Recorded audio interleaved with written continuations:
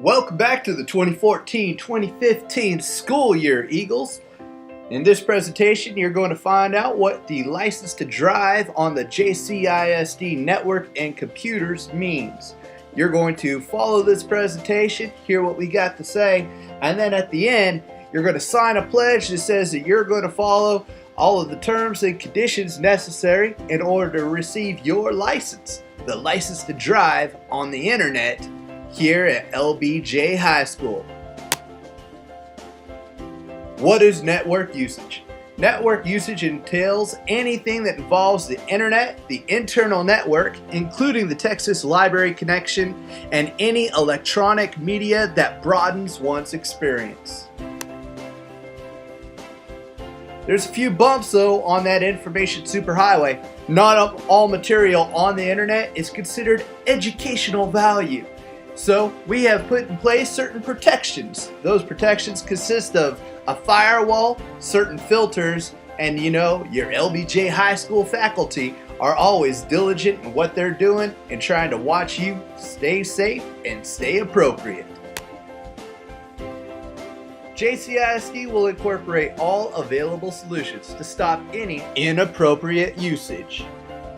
So we need you to pay attention because the use of personal technology to access the internet during school hours and or on school property is only permitted through the Johnson City ISD network.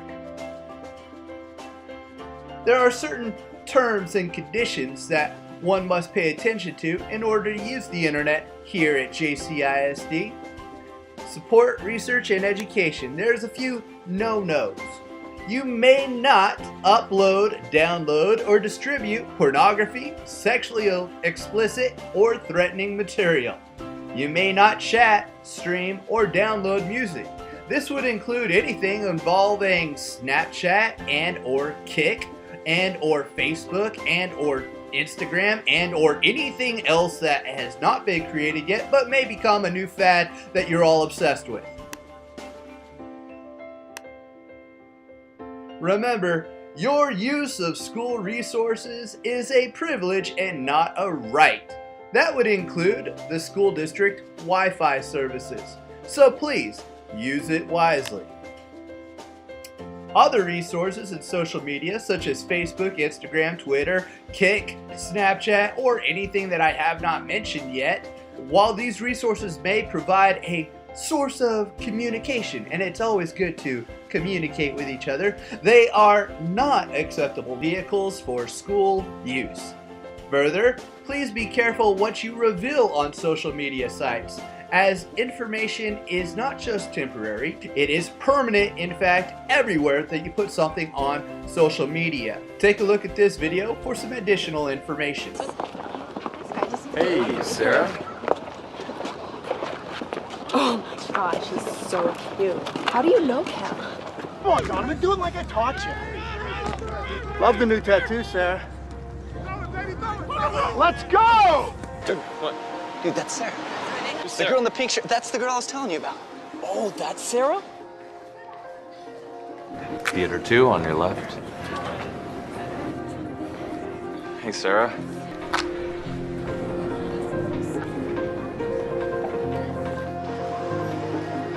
Hey, Sarah.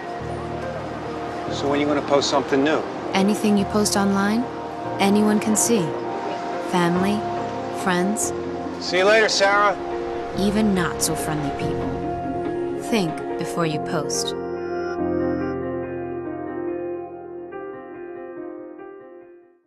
Millions of people use Facebook every day to keep up with friends, play games, share their thoughts, communicate with classmates, or post pictures.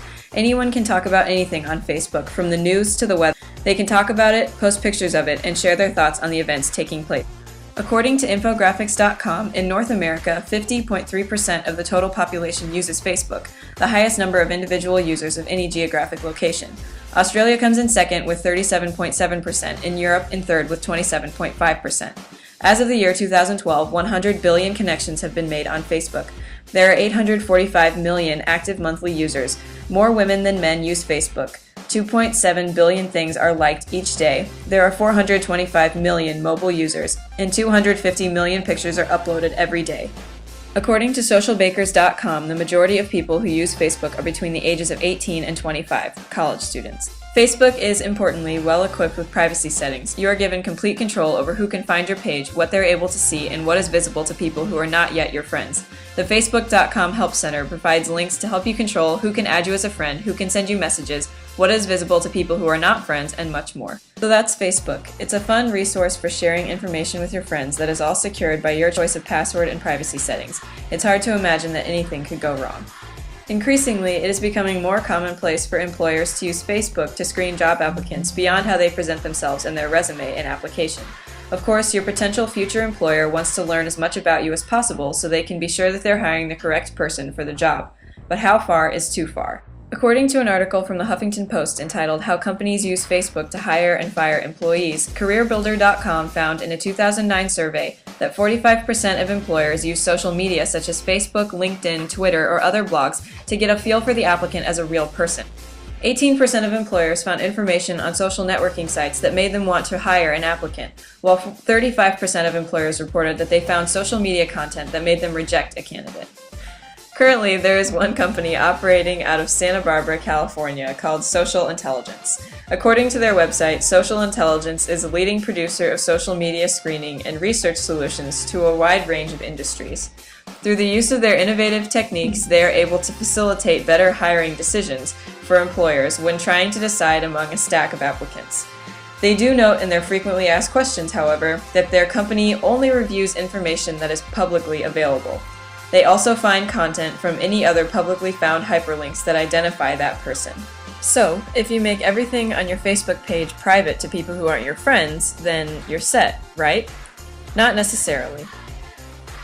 In an article by Carly Brandenburg entitled The Newest Way to Screen Job Applicants, A Social Networker's Nightmare, she writes, some companies also hire current students who can access their peers' social networking profiles and effectively circumvent any privacy settings a potential hire may have put in place to attempt to restrict any unwanted persons from accessing their profile.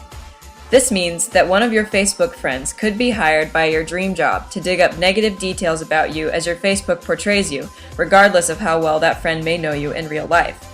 Essentially, for these companies, your identity is broken down into your internet persona, where what you thought was a funny comment or an attractive picture markets you as a foul-mouthed, risque individual who apparently may not promote the wholesome image of the company. It can get even worse than this.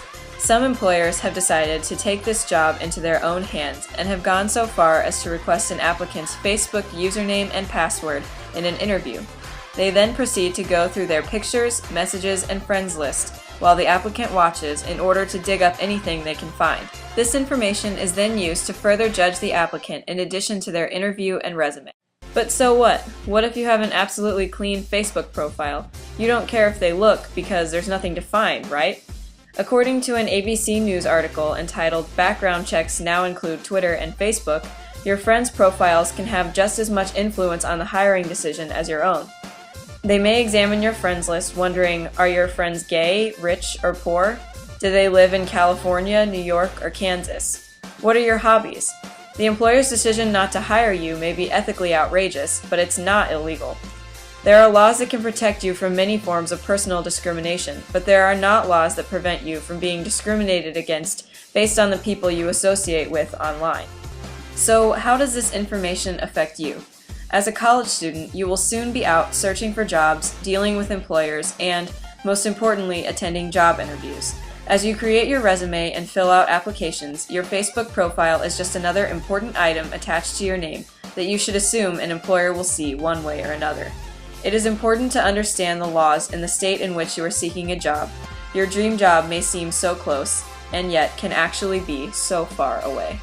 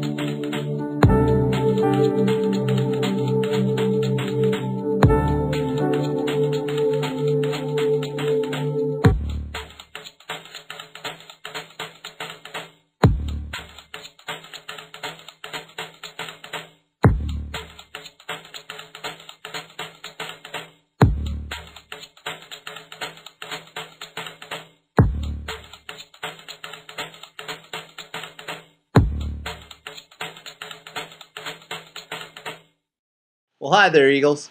I wanted to take a quick moment and point out something about social media and its uses. Oftentimes, something that I deal with is when students go on to Kik and Instagram, not really Facebook, let's face it, that's mainly for your grandparents and your parents, right? The bottom line is, you guys go online at night and you start being rude or mean to each other, and then it bubbles over into the school day.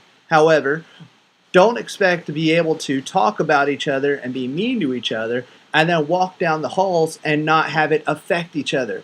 You can't cuss somebody out the night before and then think that it's not going to be a problem the next day at school.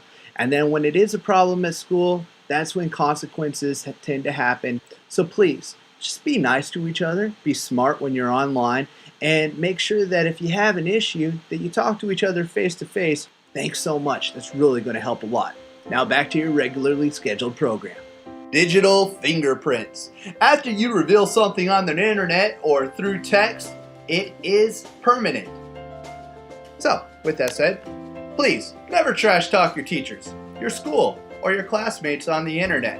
You may not like the results or the consequences of your actions. Netiquette. Netiquette means be polite on the internet. Do not reveal too much information about yourself. And do not disrupt the use of others. Do not respond to unsolicited contacts.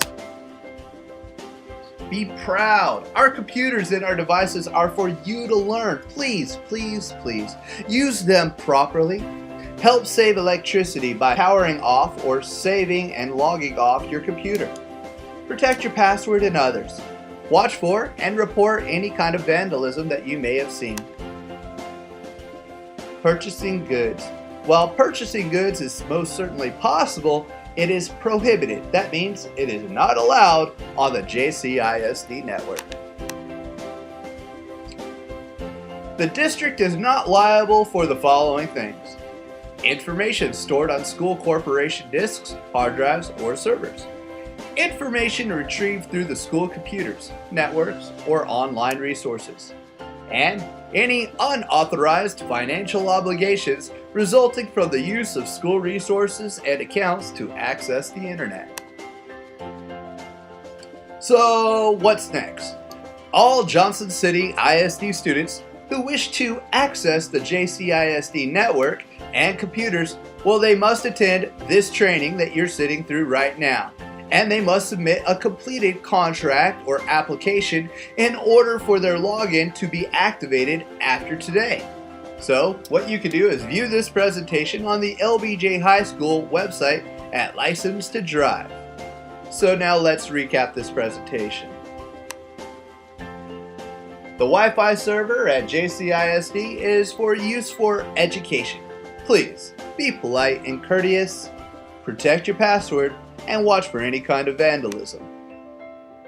Stay away from uploading or downloading inappropriate materials, chatting or music streaming and downloading, revealing too much information to others, and disrupting the use of others, responding to unsolicited contacts. We will now pass out the handout. Please complete this handout and go to your librarian, Miss Allen, or your advisory teacher with any questions that you might have.